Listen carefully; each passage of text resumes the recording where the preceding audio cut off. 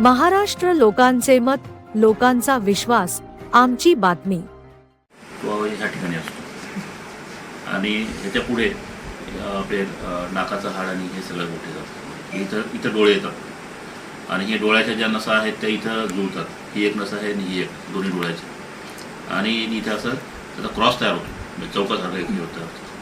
मग ह्यातले काही फायबर्स यातले काही इकडे जातात आणि काही इकडे जातात. तसं इकडच्या डोळ्याचे काही इकडे जातात आणि काही इकडे येतात. आणि हा याला आपण टेम्पोरल लोब असं म्हणतो. हा कानाच्या वर येतो, हा फ्रंटल लोब म्हणून, त्याला आपण ऑक्सिपिटल लोब म्हणून आणि हा पॅराइटल लोब म्हणून. तर ह्या ठिकाणी आपल्या हातापायाचे कंट्रोल्स असतात. हे जे मोठे जे गॅप पडते दोन्ही साईडला, आपलं हात आणि पाय जे आहे ते इथून कंट्रोल केलं जातं. त्याचा समोरचा जो भाग आहे त्यामध्ये मुवमेंट कंट्रोल केले जाते. त्याच्या पाठीमागच्या भागामध्ये सेन्सेशन कंट्रोल केले जातात. तसेच हा लहान बिंदू आहे ज्याच्यामध्ये आपलं बॅलन्स वगैरे जे काय भाग आहे ते इथून कंट्रोल केलं जातं. आणि हा इथून खाली मज्जारुजूला हा कनेक्टेड असतो. याच्या खाली मज्जारुजू चालू होतो. याच्यामध्ये कवटीतून बाहेर येतं आणि खाली मणक्याकडे जातं. या ठिकाणी काही नसा असतात. इथं कानाचे नसा असते, ऐकण्याची आणि जे बॅलन्स करते तिची इथं नस आहे. डोळ्याची नस इथं आहे. श्वासाची नस इथं असते, जो आपल्याला वास येतो स्मेल, त्याची नस इथे असते. त्याचं सेंटर इथं आहे. आणि ह्या सगळ्या ज्या काही नसा आहेत त्याचं सगळ्याचं सेंटर मेंदूमध्ये असतं. आणि मग ते सेंटर्स उद्दीपित झाले की मग त्याचं आपलं कार्य दिसून जातं. किंवा त्याचा काही सवय नसेल तर ती इकडे पाठवली जाते. इथे त्याचं ॲनालिसिस होतं. हा जो डाव्या साईडचा भाग आहे तर ह्या भागामध्ये आपलं वाचा केंद्र असतं आणि हा जो भाग आहे त्यामध्ये आकलन केंद्र आहे डाव्या साईडला. त्यामुळे जे आपण बोलत आहे मोटर स्पीच ते आपलं इथून कंट्रोल केलं जातं. आणि जे आपण ऐकतो त्याच्यावर विचार करतो आणि त्याच्यावर रिॲक्शन जी दिली जाते, ॲनालिसिस करतं, ते इथं आहे. आणि त्या ठिकाणी मेंदूच्या आतमध्ये बरेचसे अवयव असतात ज्याच्यामध्ये आपल्या भावना, वागणं ते पण सगळं इथून कंट्रोल केलं जातं. तरी यामध्ये अजून बऱ्याचशा गोष्टी आपल्याला कळालेल्या नाही आहेत. मेंदूचा जवळपास 80% भाग अजून आपल्यासाठी अनभिज्ञ आहे.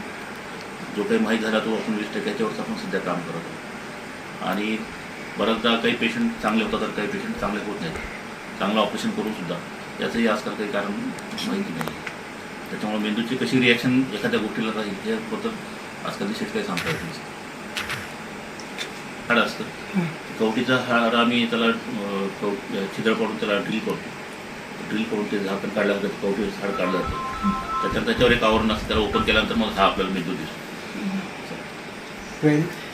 नर्व्स असतात ते जे श्वास वास येण्याची जी आहे ऑल्फॅक्टरी ती इथे 1 नंबरची म्हणतो.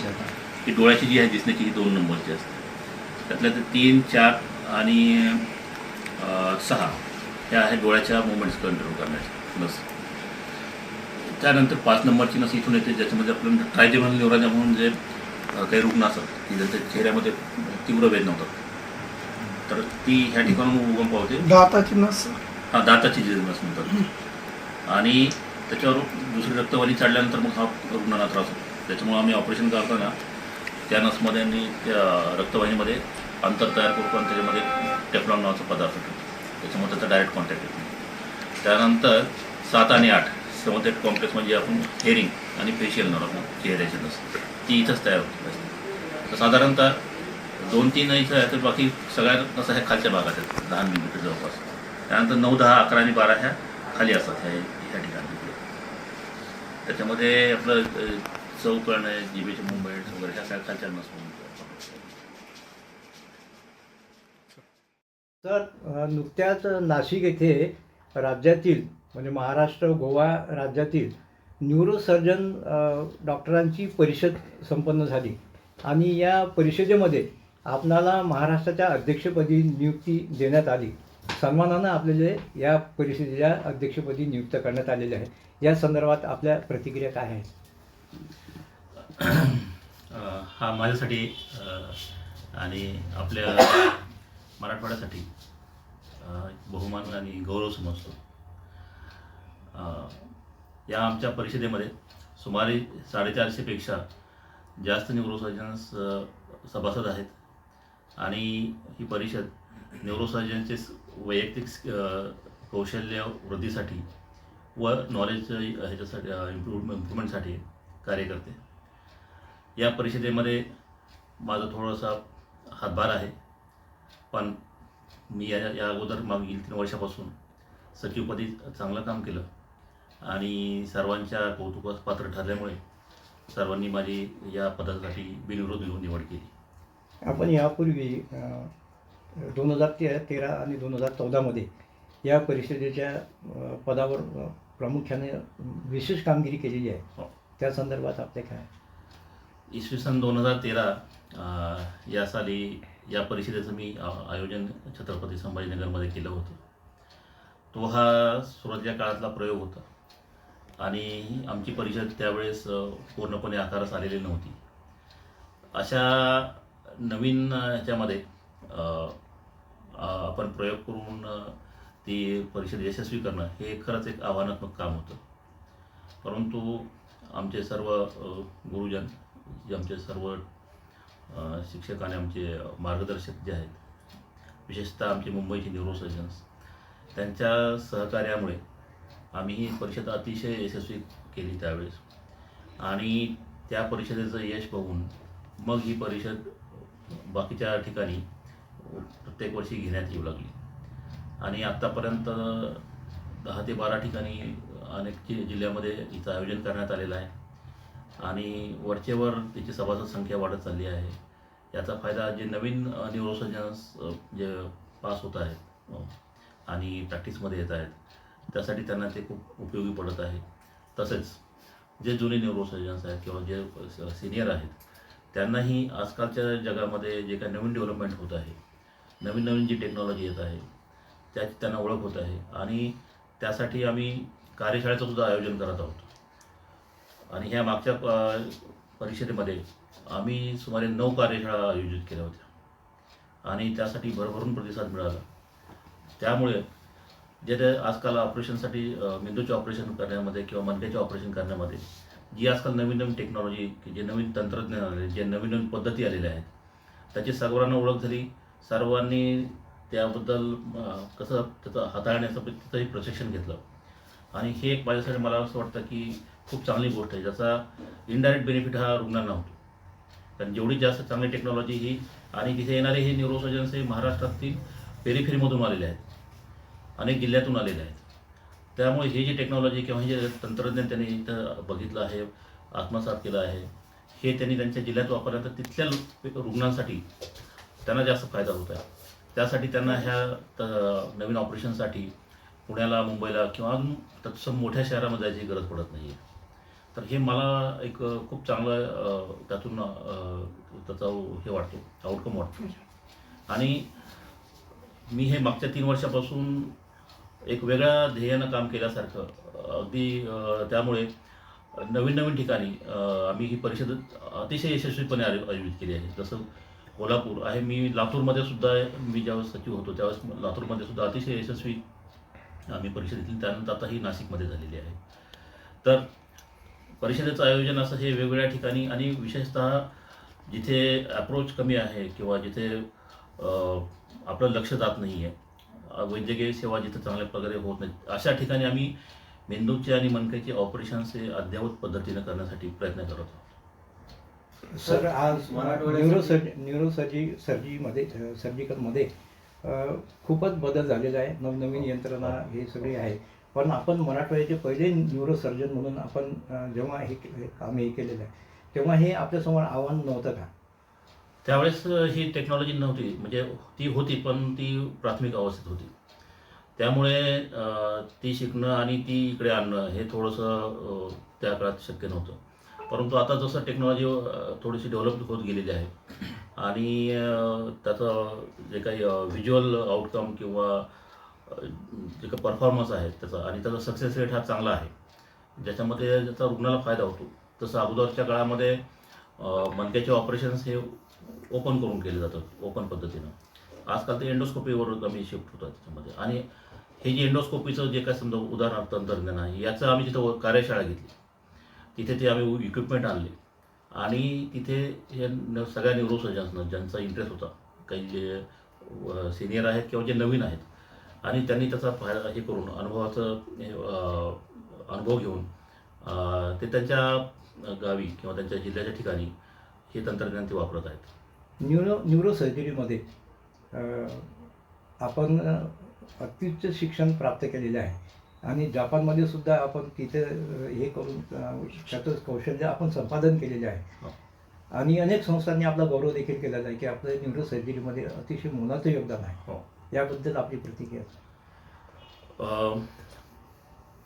तसं पाहता गेलं तर मी ज्यावेळेस न्यूरोसर्जरीचं प्रशिक्षण घेत होतो त्याच वेळेस मला त्या प्रशिक्षणामध्ये काही कमतरता जाणवत होती. मात्र इसवी सन 2000 साली भारतामध्ये तेवढ्या टेक्नॉलॉजी किंवा त्याचं टेक्निक्स हे उपलब्ध नव्हतं. त्यामुळे मी जपानमध्ये त्याचं प्रशिक्षण घेतलं आणि नुसतं प्रशिक्षण घेऊन हे नाही केलं तर तिथे कशा पद्धतीनं पेशंट हँडल केले जातात किंवा त्यांचं ऑपरेशन कसं पद्धतीनं करायचं याच्याबद्दलही थोडंसं माहिती घेतली आणि तो अनुभव घेऊन मी मोठ्या शहरामध्ये मला जायची संधी होती त्यावेळेस, मुंबई पुणे. परंतु मी मराठवाडा हा आपला विभाग आहे आणि विशेषतः आपल्याकडील रुग्णांना त्याचा जास्त फायदा होईल.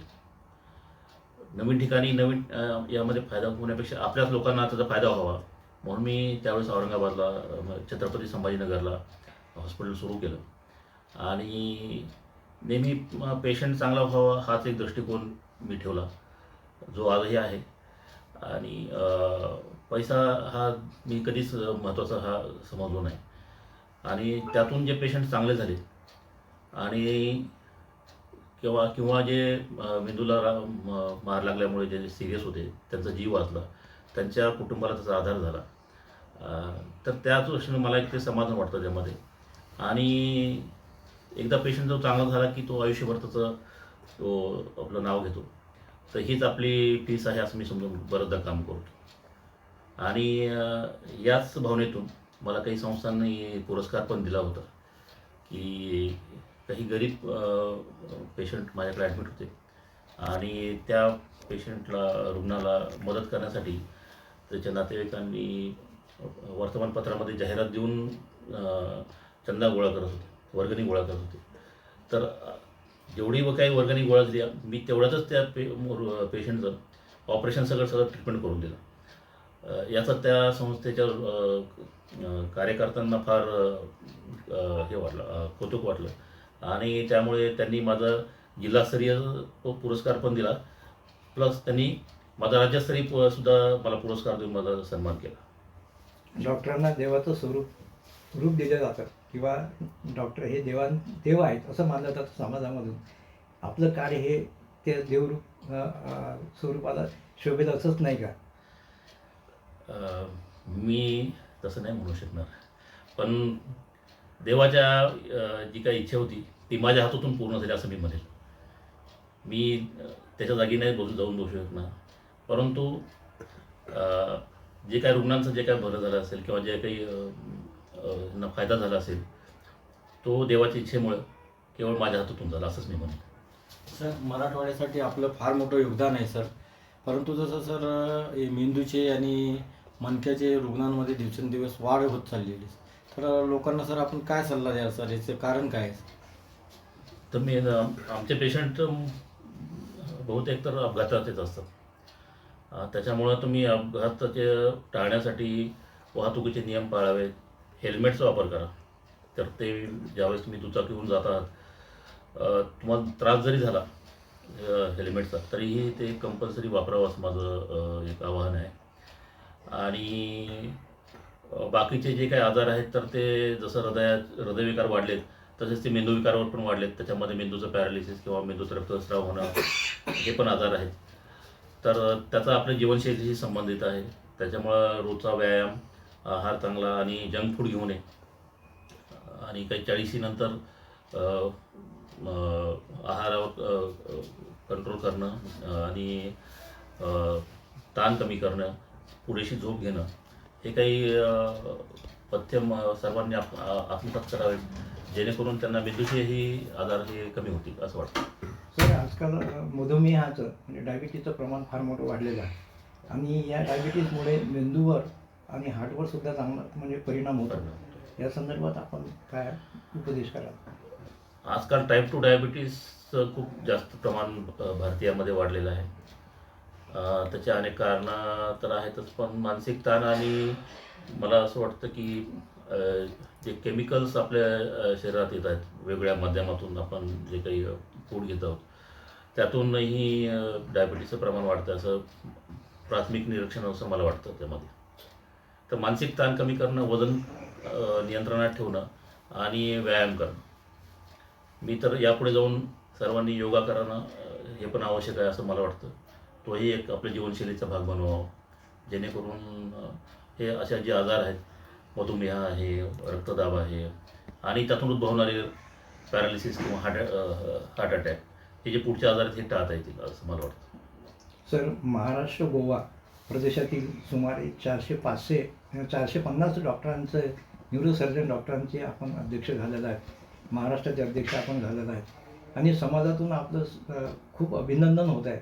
समाजाला खूप छान वाटतं आहे की मराठवाड्यात ज्या ग्रामीण भागातून आलेल्या रुग्णांची सेवा डॉक्टरांनी केली त्यांचं मोठं योगदान आहे. आपल्याला या संदर्भात काय वाटतं? मला तर त्या रुग्णांचा आशीर्वाद आहे असंच वाटतं. त्यांच्या आशीर्वादामुळेच मला हे पद मिळालं असेल किंवा जो काय माझा गौरव केला आहे तो त्यांच्यामुळेच झालेला आहे. बस. थँक्यू.